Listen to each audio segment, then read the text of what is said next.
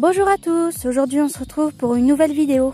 Je vais faire le portrait de Louis de Funès avec un seul crayon, donc un crayon HB.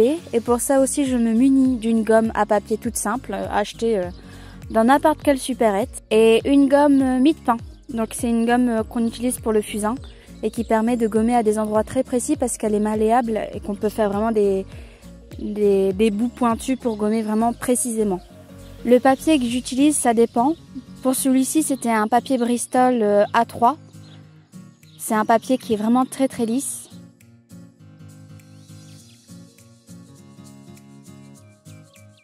J'avais déjà commencé l'œil il y a quelques mois et je l'avais mis de côté. Des fois, je commence beaucoup de dessins et puis je les mets de côté et je les finis vraiment tous d'un coup parce que je suis motivée. Ou alors je les oublie complètement et je retombe dessus par hasard et je me dis « Ah, pourquoi je l'ai pas fini celui-là ?» Donc c'était l'occasion, je suis retombée dessus et puis je me suis lancée. Et autant vous le faire partager. Généralement, je commence toujours de la gauche pour venir vers la droite pour éviter de passer ma main et de estomper le crayon que je viens de tracer.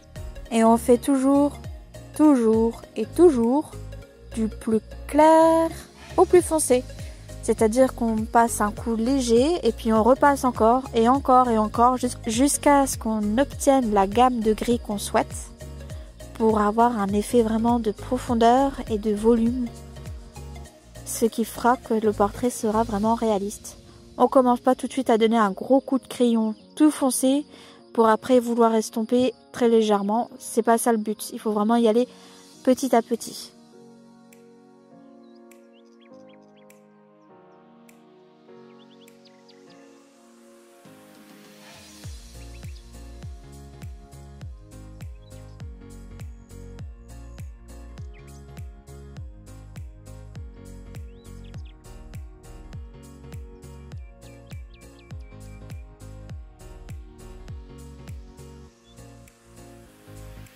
En ce moment, pour mes portraits, je préfère laisser de côté l'estompe. Tout simplement parce que j'ai découvert, à force de dessiner, que je préférais donner un côté plus brut à mes dessins, comme un croquis. Je trouve ça beaucoup plus intéressant visuellement qu'un côté vraiment lisse grâce à l'estompe. Même si ça pourrait permettre de donner un côté beaucoup plus réaliste, beaucoup plus photo.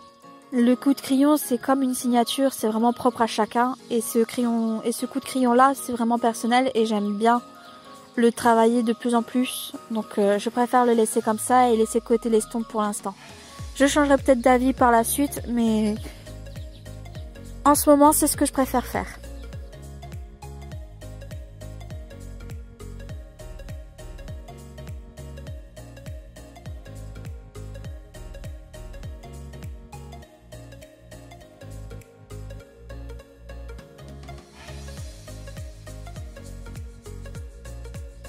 Je vais profiter de cette vidéo pour vous faire une petite annonce.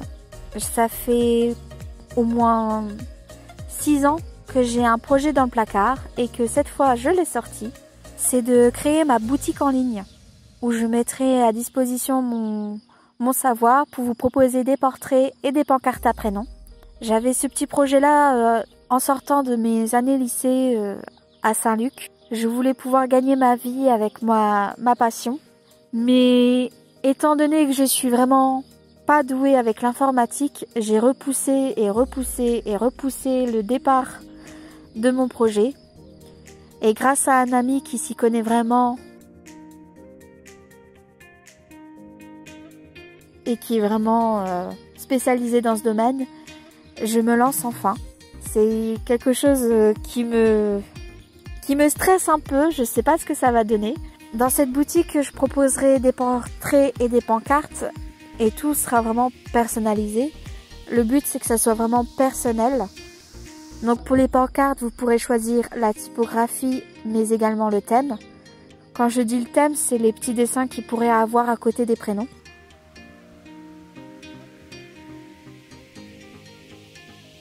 Et pour les portraits, il y aura plusieurs techniques possibles, soit le crayon gris, le crayon noir ou le stylo. Les formats iront de A4 à A3. Après, il peut y avoir des formats spéciaux. Ça sera vraiment au cas par cas. Il y aura aussi possibilité de faire 1, 2 ou 3 portraits par feuille. Mais tout ça est en train de se mettre en place. Donc, je vais voir un peu. Ça me stresse un peu tout ça, mais je croise les doigts, j'espère que ça se passera bien. Et je compte sur vous pour en parler le plus possible autour de vous. C'est comme ça que j'arriverai à peut-être gagner ma vie grâce à ma passion. Ça me ferait vraiment plaisir et je crois que je serai la plus heureuse. N'hésitez pas à laisser un petit commentaire si vous avez d'autres questions ou si vous avez des conseils. Je suis toute oui et je tenais vraiment à partager ça avec vous. Donc on va voir ce que ça va donner. Je vous tiens au courant dans les prochains jours comment ça va évoluer. Quand est-ce que ça sera l'ouverture du site officiellement. Et je laisserai sûrement plus de détails sur Instagram ou Facebook. Je vous invite à me suivre sur Facebook et Insta sur le même nom, Océane. Je publie assez fréquemment des photos de mes projets, aussi bien illustrations que portraits, que peinture, que croquis. Voilà, il y a vraiment un peu de tout. Donc n'hésitez pas à laisser un petit pouce bleu, un partage, ça me ferait vraiment plaisir. Laissez-moi un petit commentaire également, je serais ravie de vous lire et de savoir ce que vous pensez. En attendant, je vous souhaite une très bonne journée et je vous dis à bientôt.